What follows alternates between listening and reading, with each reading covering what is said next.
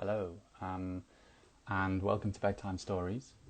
I'm Jake. I'm a member of the trade union United Voices of the World section of architectural workers. And just for people that don't know, UVW SOAR, or United Voices of the World section of architectural workers, is a newly formed grassroots trade union for architectural workers in the UK. We collectively take action and fight against the negative impacts of architectural work on workers, communities and the environment. And we've been invited to talk today for Bedtime Stories, and we're going to be reading this little pamphlet, which is called Working for What?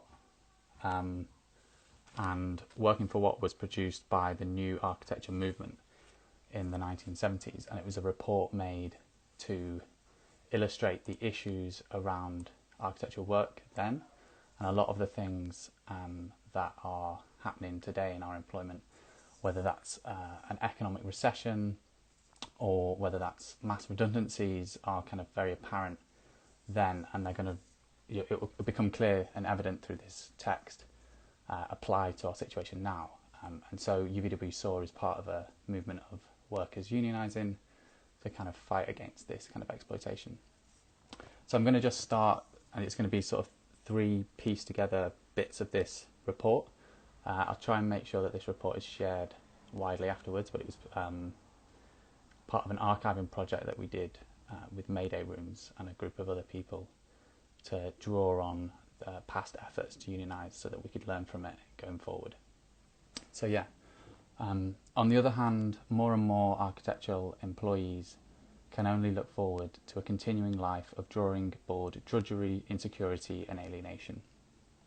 The fact that is dawning on architectural staff with ever-increasing clarity and force is that architecture is, first and foremost, a business. The cornerstone of architectural practice is thus a division of people involved into small minorities of architectural businessmen and bureaucrats, the management, quote-unquote partner, chief architect, etc. on the one hand, and architectural workers, be they architects, architectural assistants, technicians, draftsmen, secretaries, etc. on the other hand. We are concerned here with the people who by and large do the work of architecture, designing, drawing and specifying materials, supervising work on site, and those who provide them with the essential clerical and administrative support. These are the architectural workers. The current economic crisis, which has resulted in large-scale redundancies throughout the entire building industry, has begun to clarify for many architectural workers a situation which persists through boom as well as bust. Architectural employment in the private sector, which comprises nearly 2/3 of the profession, is already down by about 1/3 from its level at the end of 1974. In the better organised public sector, the redundancies have only just begun. The official unemployment rate among all architects is estimated to be well over 10%, and is predicted in some quarters that it will rise to 25% this year. The architectural worker already on the dole queue is reduced to waiting for the next building boom, though the fear is gaining ground that this may be a long way off if it ever does materialise, while the partner may be deciding that investing in a third home is just not on the cards this year. Those employees still at the drawing board can only hope that the next round of redundancies will pass them by and are forced to look on helplessly while a growing number of employees unilaterally alter their contracts of employment, for example, increasing hours or discontinue payment for unpaid overtime. Meanwhile, architectural workers have seen their real income steadily declining during the past few years. This has been particularly marked in the private practice, where trade union organisation is virtually non-existent.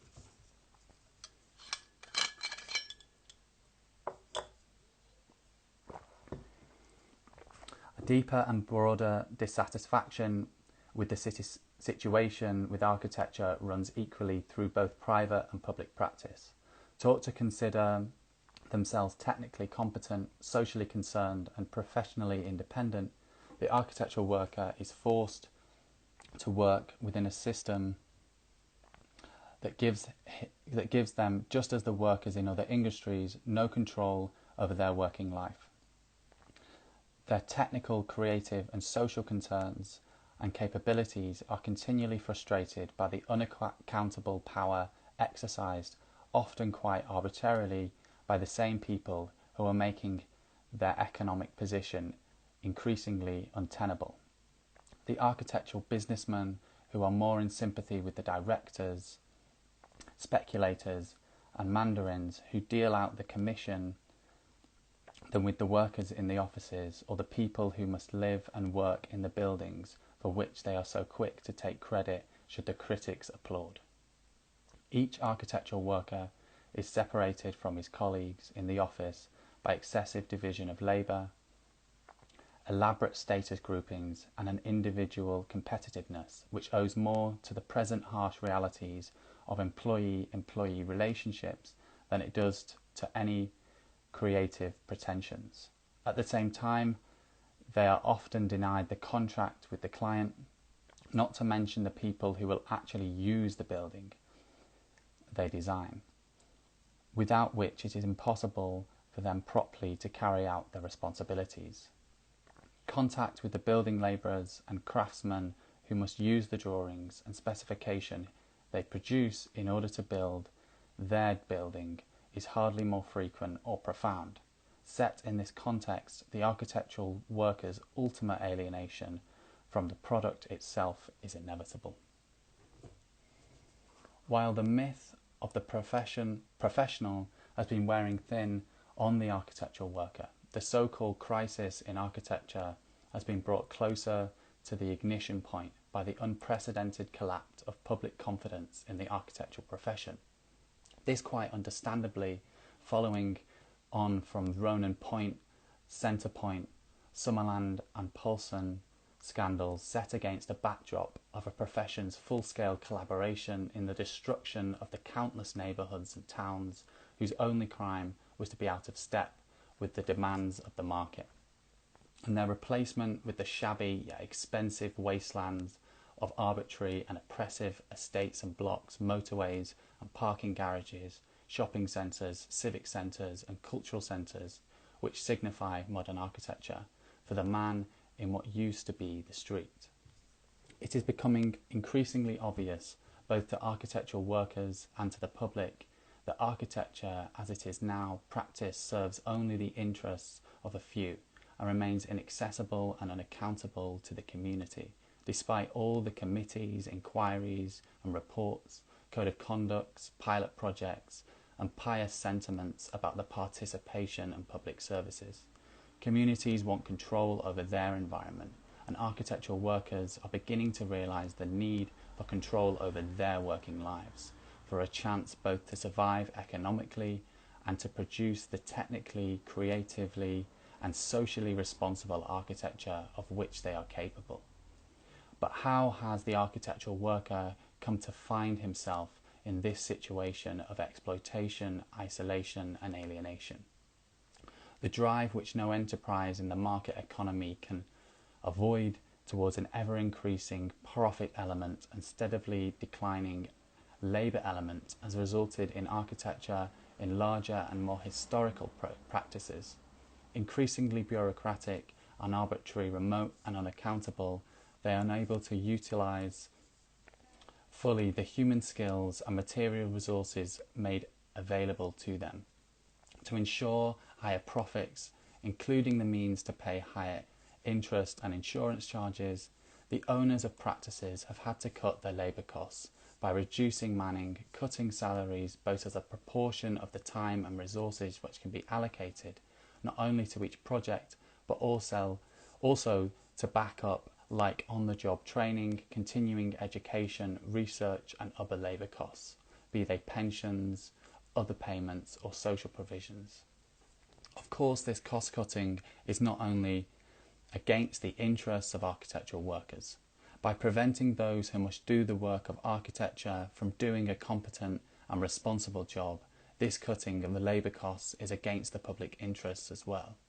The collapse of public confidence in the profession is no coincidence.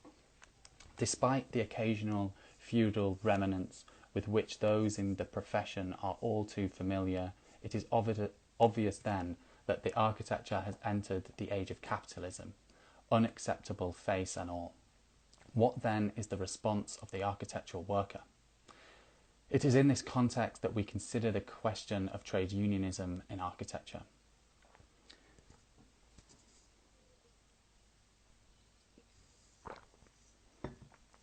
Architectural workers are slowly and painfully becoming aware that their employment security, their standard of living, and the what, how and why of the work they do, not to mention the quality of the environment which they share as members of the community, are as much at the mercy of the market system as those of any other working people. Not surprising then, they begin to look to trade unionism, not as a panacea, but as a way of beginning to come to grips with these problems, collectively with the people with whom they work. Workers, they were proletariatized long before, have for over a century seen the answer in solidarity.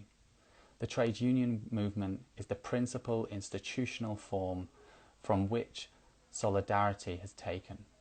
Through their unions, working people have defended their standard of living and right to work in the face of management's quest for more profit and power. At the same time, they have begun organising to replace the market system with more democratic control over all aspects of their working life,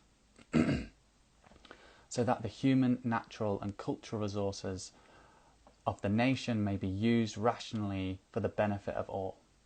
What could trade union organisation accomplish for working people in architecture? The priorities. The crucial first step is to organise and fight together to achieve recognition of their union as the representative and intuitive collective bargaining, where they work as the means of resolving all significant issues of employer and employee relations. Depending on their priorities, architectural workers might then demand, for example, 1. An end to unnecessary redundancies. To keep going in the time of crisis, excess profits and so-called management expenses should be trimmed, not jobs. Work shares and early retirement should be fully utilised. Where redundancies are agreed in advance to be avoidable, they should be handled less arbitrarily and inequitably than at present. The who, when and how must be negotiated in detail, and those made redundant must be given maximum notice, redundancy pay and supplementary unemployment benefit, all in excess of the present inadequate legal minimums. 2. Collective negotiation of salaries, hours and all conditions of employment to ensure for all architectural workers a reasonable standard of living. This would include A. Stopping the decline in real wages and ensuring that salary levels allow architectural workers to maintain their standard of living. B. Reducing pay differentials where excessive and divisive, particularly by raising the grossly inadequate salaries of the lowest paid architectural workers. C. In order to share equitably the work available, a maximum work week of 35 hours or less, and no overtime work as a substitute for full employment. If overwork is unavoidable, it should be paid and at an appropriate rate. D. A minimum of 1 month's paid vacation for all architectural workers. E. One unified and adequate pension plan covering all architectural employment. F. Full implementation of equal pay and job opportunities for women and adequate paid maternity and paternity leave. G. Safe and healthy working conditions, including seating, lighting and fire precautions. 3. Sufficient time off with pay for attendance at relevant courses, conferences and meetings, as well as for trade union activities. Sorry, I'm just going to move my cat. Beyond the bread and butter. Today, the situation in architecture makes it necessary for organised workers to go beyond these vital bread and butter issues. Through their union representatives, they could demand, for example, 1. An end to production line management techniques, arbitrary divisions of labour and excessive separation of architectural workers into professions technicians, administrative and students. The opportunity to do each job responsibly, no speed-ups and no cutting of corners.